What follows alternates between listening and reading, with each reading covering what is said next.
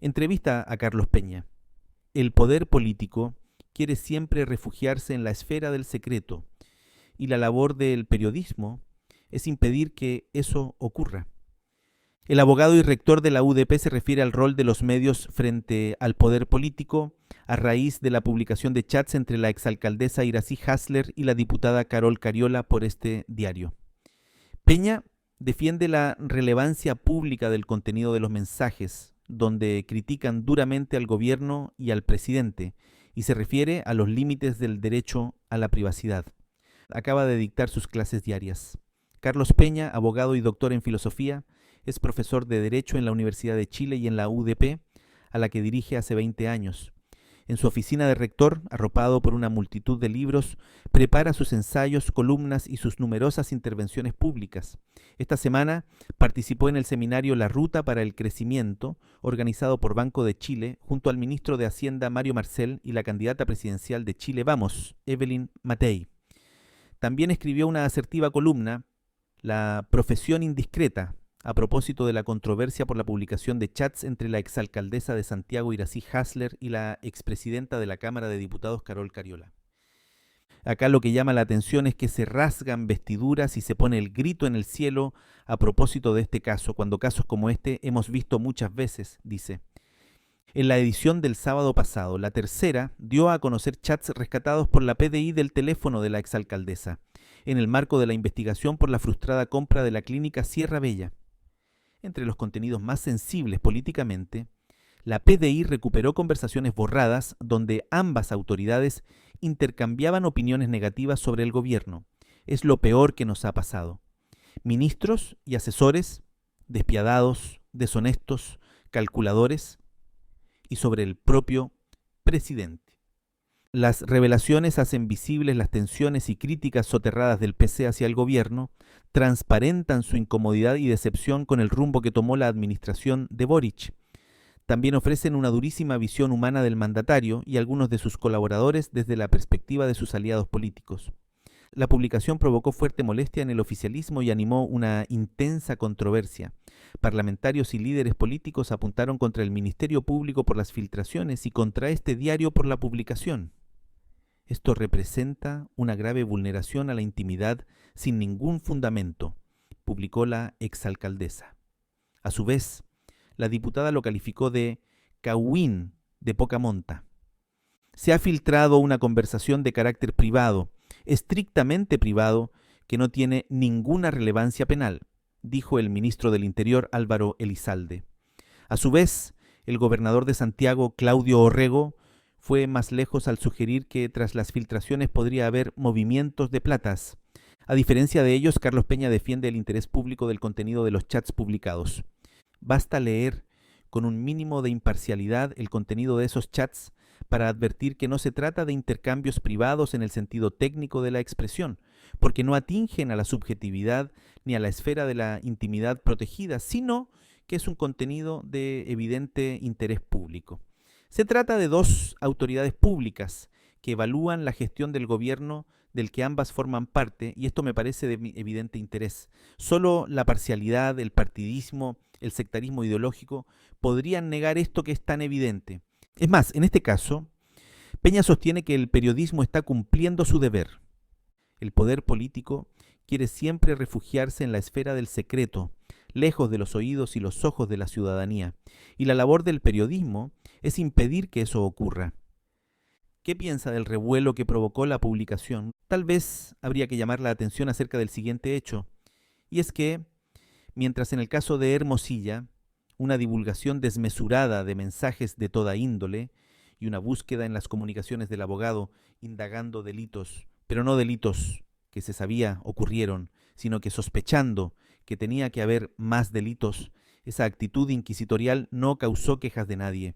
Y sin embargo, ahora se revela una información de interés público y la gente pone el grito en el cielo.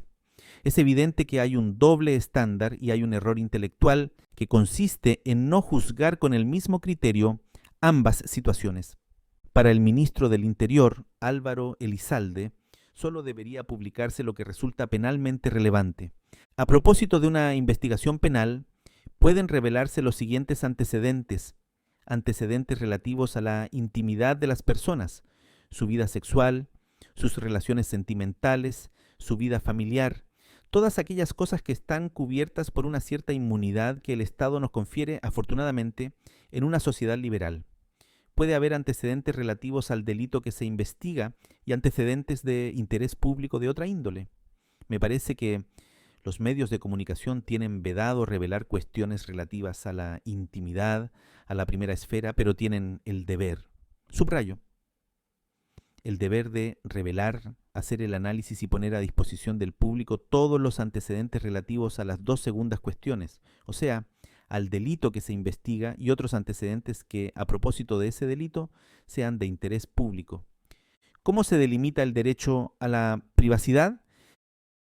El derecho a la privacidad es un derecho al secreto, o sea, que hay ciertas cosas cuya información manejemos solo nosotros y aquellos a quienes nosotros queramos revelarla.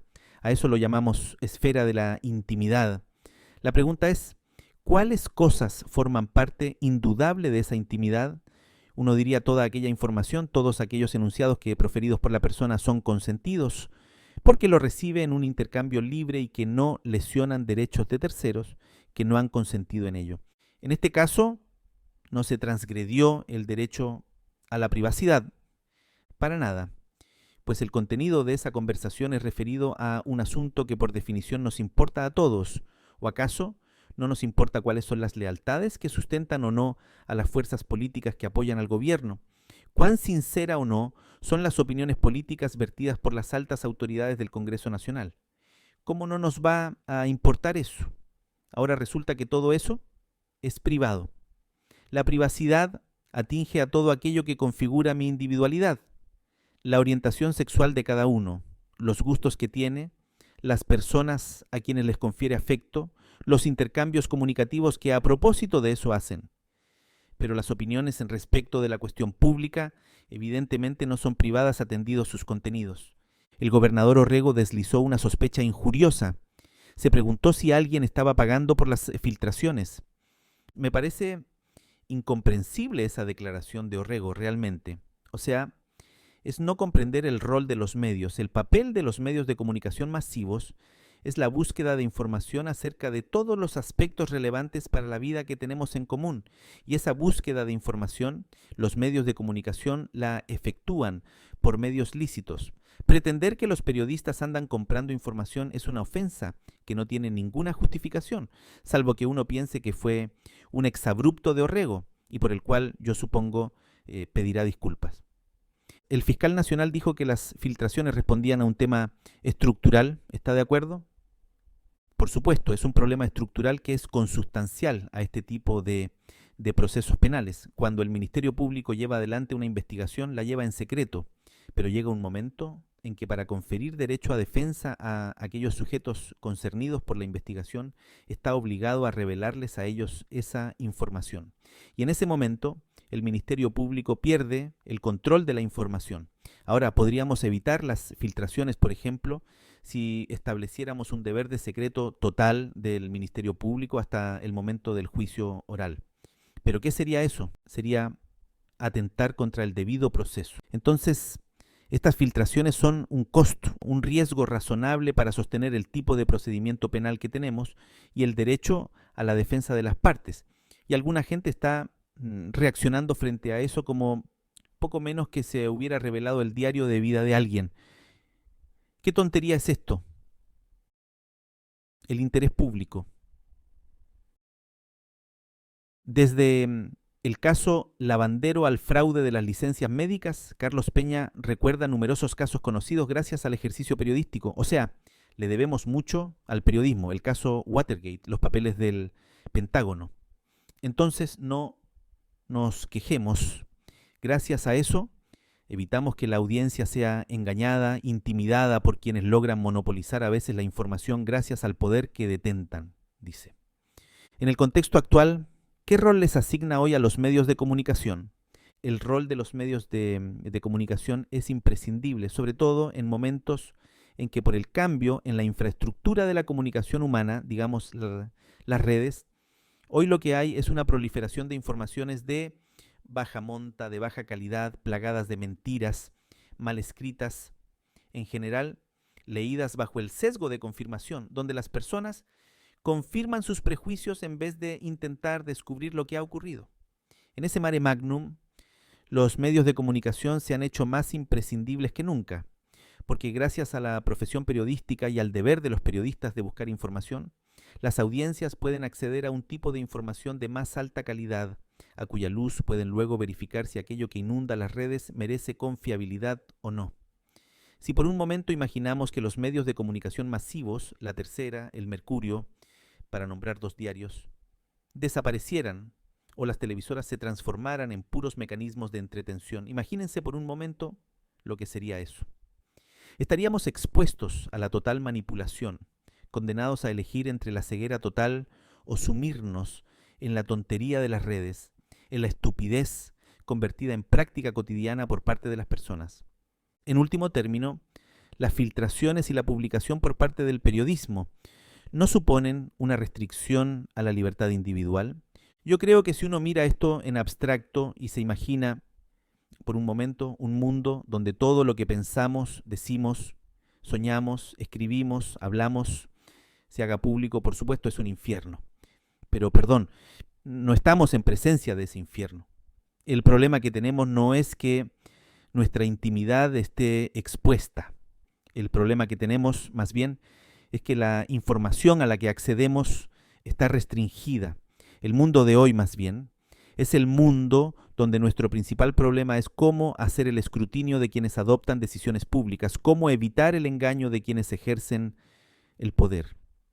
El deber del periodismo es divulgar informaciones de interés público. Ahora la pregunta es, ¿quién decide qué informaciones son de interés público? La única respuesta posible es el propio periodismo, mediante el ejercicio de su propia discreción, de su propio discernimiento en medios de comunicación responsables, como son, por lo demás, los periódicos en Chile.